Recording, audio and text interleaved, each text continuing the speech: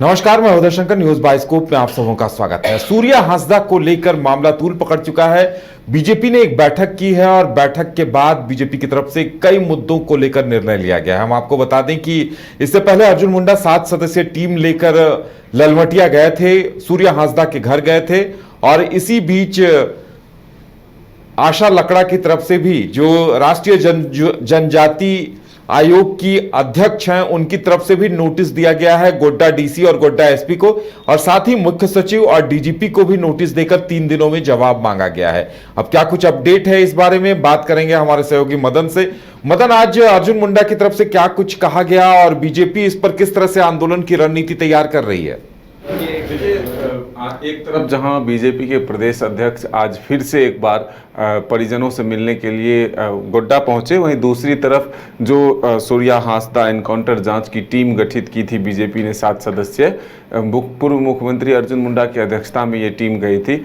वही टीम आज बीजेपी प्रदेश कार्यालय में बैठक कर पूरे रिपोर्ट को तैयार किया और वो अब जब प्रदेश अध्यक्ष कल लौट जाएंगे तब वो सुपुर्द करेंगे उन्हें, और फिर आगे की रणनीति बनेगी जब प्रदेश अध्यक्ष खुद भी मिलकर आएंगे और जो जांच कमेटी है जो स्थानीय लोगों से जब बातचीत करके आई है, तो ऐसे में ये सीधे तौर पर कहा गया है कि भ्रष्टाचार और लूट के खिलाफ आवाज उठाने की सजा मिली है सूर्या हांसदा को।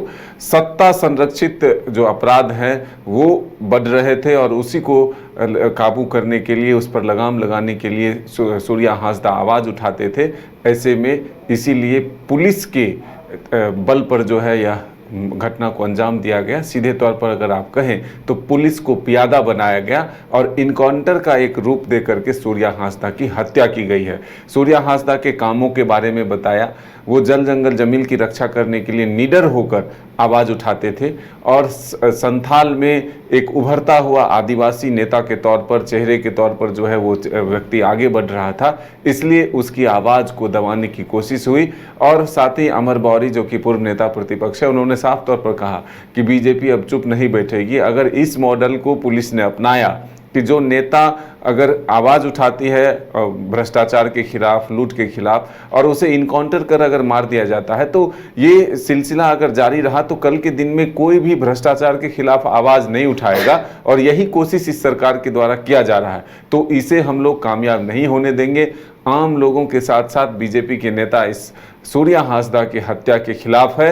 सीबीआई जांच से कम कुछ मंजूर नहीं है, नहीं तो फिर सिटिंग जज से जांच कराए। सीआईडी के जांच पर बीजेपी को और परिजनों को भरोसा नहीं है, क्योंकि सीआईडी उसी पुलिस की एक एजेंसी है, उसी का एक विंग है जो झारखंड पुलिस ने इनकाउंटर किया है। तो ऐसे में अब सरकार और जो पुलिस है वो दोनों मिलकर इस मामले को दूसरा मोड़ देना चाहती है। ये बीजेपी नहीं होने देगी।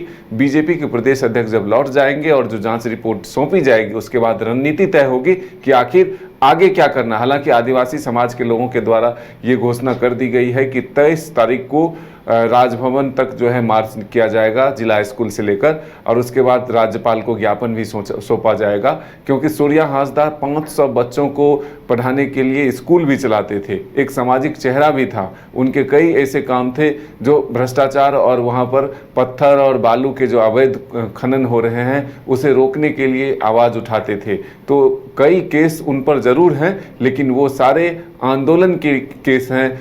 एक भी ऐसा केस नहीं था जिसमें कि कोर्ट से वारंट हो और उसको लेकर के पुलिस ने अरेस्ट किया। तो यानी कि पुलिस के अरेस्टिंग से लेकर इनकाउंटर तक की कार्रवाई को सवालों के घेरे में रखा गया है और इसीलिए अब उच्च स्तरीय जांच की मांग की जा रही है। चलिए, तो अब देखने वाली बात यह होगी कि सरकार की तरफ से इस पर क्या कुछ रिएक्शन दिया जाता है और क्या कुछ घोषणा की जाती है। एक तरफ आदिवासी संगठन, दूसरी तरफ बीजेपी ने भी कहा है कि सीबीआई जांच अगर इस पूरे मामले की नहीं होगी तो आंदोलन छेड़ा जाएगा। तो अब इंतजार इस बात का है कि अब जो राष्ट्रीय जनजाति आयोग की तरफ से जो नोटिस दिया गया है गोड्डा एसपी और डीसी को, उसका जवाब क्या दिया जाता है, क्योंकि 3 दिनों का वक्त उन्हें भी दिया गया था। गोल जहां 27 वर्षों के सफर में 17,000 से भी अधिक छात्रों ने डॉक्टर एवं इंजीनियर बनकर भरे सफलता की ऊंची उड़ान, जहां साधारण छात्र भी असाधारण सफलता प्राप्त कर बना रहे इतिहास। दूरदर्शी शिक्षाविद श्री विपिन सिंह के मार्गदर्शन में मेडिकल एवं इंजीनियरिंग के लाखों छात्रों के लिए आशा की किरण के रूप में गोल्ड रिजल्ट फैक्ट्री शहर की भीड़ से बोर हो गए हो? तो चलिए आज नए वाइब में आपको लेके चलते हैं, जिसका नाम है वैदिक विलेज। एम्स पटना से 10 मिनट की दूरी पर नौबतपुर में स्थित ये सोसाइटी सिर्फ आपके लिए है। यहाँ पे मेन रोड 30 फीट की है, रिंग रोड 24 फीट की है और ब्रांच रोड 20 फीट की है। यहाँ मिलेगा आपको स्विमिंग पूल, जॉगिंग ट्रैक, मंदिर और 24/7 सिक्योरिटी कैमरा जैसी बेसिक एमिनिटीज। शांति और सुकून से भरा प्लॉट चाहिए तो सोचना बंद करो, अभी कॉल करो नीचे दिए हुए नंबर पे। H2O City, higher quality of living, a project by Anshul Homes. Luxury 2 and 3 BHK flats with garden attached balcony. Amenities are valet parking, swimming pool, clubhouse, kids play area, badminton and basketball courts. Anshul Homes, H2O City.